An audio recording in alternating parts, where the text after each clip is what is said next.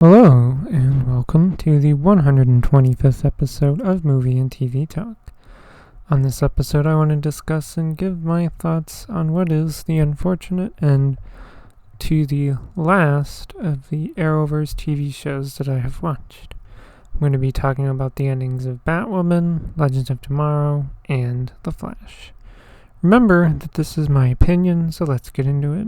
I'm going to start with Batwoman. The thing that I am very glad about when it comes to Batwoman is that I feel like this show didn't really have the length of seasons to get bad, especially when you compare it to shows like Legends of Tomorrow and The Flash.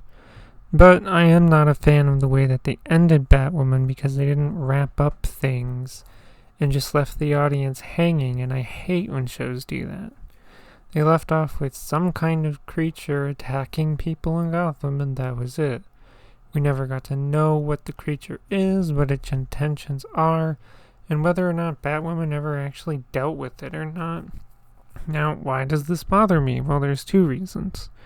The first is that it reminds me of how Arrow did a similar cliffhanger ending where William gets kidnapped and we never get to know if Mia found him or not, even when she pops up in an episode of The Flash in Season 8 and says that she is still looking for William. This leads into the second reason Batwoman appears in an episode of The Flash in Season 9, where she comes in to help Flash deal with Red Death and then runs back to Gotham and never mentions whether or not the mysterious creature had been dealt with, and it bothers me to no end. When it comes to Arrow, that show ended the way it did because apparently they had some sort of spin-off Arrow show in the works that ended up being canceled. In the same way, they were probably expecting that Batwoman was going to get another season. And I wish that people that make TV shows actually did this sort of thing so that we don't get shows that end on cliffhangers. I like Batwoman as a show, but I will never be okay with the way that they ended it. But if you think that's irritating, then Legends of Tomorrow will be probably more frustrating. I can't tell you exactly how happy I was when I finally finished watching Legends, since the show had been consistently going down in quality since probably around the 4th or 5th season, depending on who you ask. Yes, Legends suffers the same as The Flash by going 3 or 4 seasons more than was necessary, and it really shows. The show also suffers from the ending doing the same thing that the ending of Batwoman and Arrow did, by not wrapping things up and leaving off on a cliffhanger. It's funny because the second to last episode felt like a wrap-up episode, with the Legends retiring from being heroes, going back to their respective timelines, and living relatively normal lives. But then there's one more episode that ends with the Legends getting arrested by some sort of time police, and that was it. The other thing that Legends also did was introduce a new character in the last few episodes, Booster Gold, and then ending the show before we're really able to learn anything about this character. Something that makes it all the more ironic is that them introducing Booster Gold was apparently their attempt to save Legends and get another seasons, and both of those things backfired on them. Like with Batwoman and Arrow, they just should not have put so much on the possibility that they would get another season. I honestly can't even imagine what another season of this train wreck of this show would have looked like, since it really had not been good since probably season 3 or 4. Again, depends on who you ask. I'm really happy though that Legends is over. I don't like the way it ended though, as I really wanted things to be wrapped up, but oh well. Now we come to The Flash. Now, before I talk about season 9, I want to run through a few things from season 8. First, Frost gets a big hero moment in an episode that results in Frost dying. There's a whole funeral and a follow-up episode where everyone is doing things to remember Frost and process their grief in their own way. Later in the season, Caitlin and Mark decide they want to bring Frost back, so they build this machine. Caitlin gets in, but doesn't come out. Instead, the character that comes known as Keone comes out.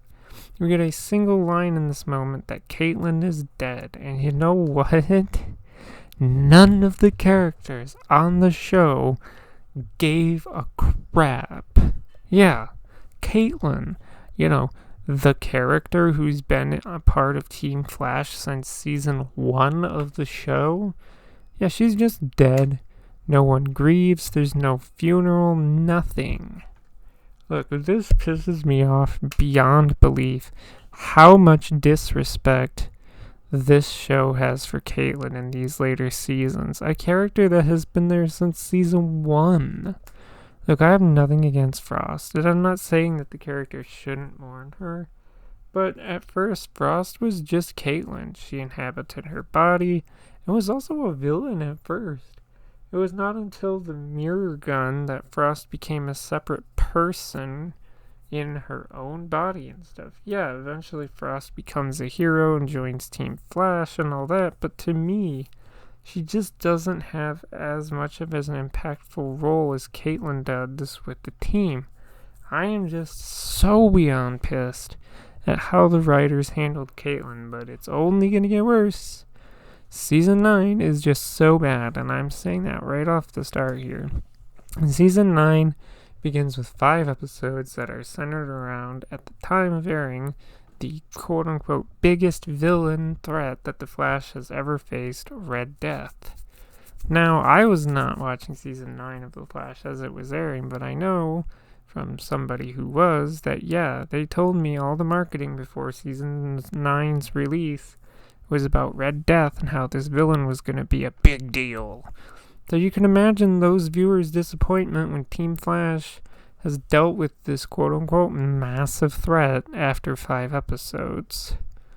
I wish I was lying, but yes, they deal with Red Death in 5 episodes, and it's really disappointing because Red Death doesn't do anything until that 5th episode. Episodes 1 to 4 are spent dealing with Red Death's crew going out and stealing stuff with Team Flash trying to stop them. Mark also joins Red Death because he was struggling with Frost's death, though.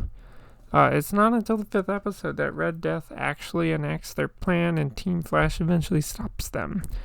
Red Death could have been so much more and should have been a season villain, not someone who's just dealt with after 5 episodes. We only ever got a small explanation of who Red Death is, being Ryan Wilder, aka Batwoman, from another Earth where Flash doesn't like her, so she learned how to give her themselves speed to even the playing field with their Flash. They could have done this they could have done an entire episode of being on that Earth where they show us how Ryan got their speed and the face-off between Ryan and that Flash, and how Ryan ended up on this Earth in general. It could have been a really good episode. But Red Death was just an utter disappointment that was ultimately wasted. After those 5 episodes, there's a specific one that pisses me off. Before we reach the end here, this is an episode where they decide to bring back blood work. In this episode, Barry actually dies and goes to this forest where Oliver is. Oliver mentions here that he thought when Crisis happened he was creating Earth Prime and that was it, but realized he was creating a new multiverse. This is why Bloodwork is back, and Bloodwork decides to pick on Wally West, who comes back in this one episode of Season 9. It is really unfortunate that the show as a whole kind of forgets that Wally West exists, and that's something that he even says to Barry as Bloodwork is working his mind in this episode, which I found kind of funny. Like, yeah, literally all the characters on this show forget about Wally. Even his fucking family does. Bloodwork needs Wally because he can open a portal thing so Bloodwork can spread his cells to other Earths. This was the episode that Oliver returns as Green Arrow. Temporarily, because he can only intervene when the multiverse is being threatened directly.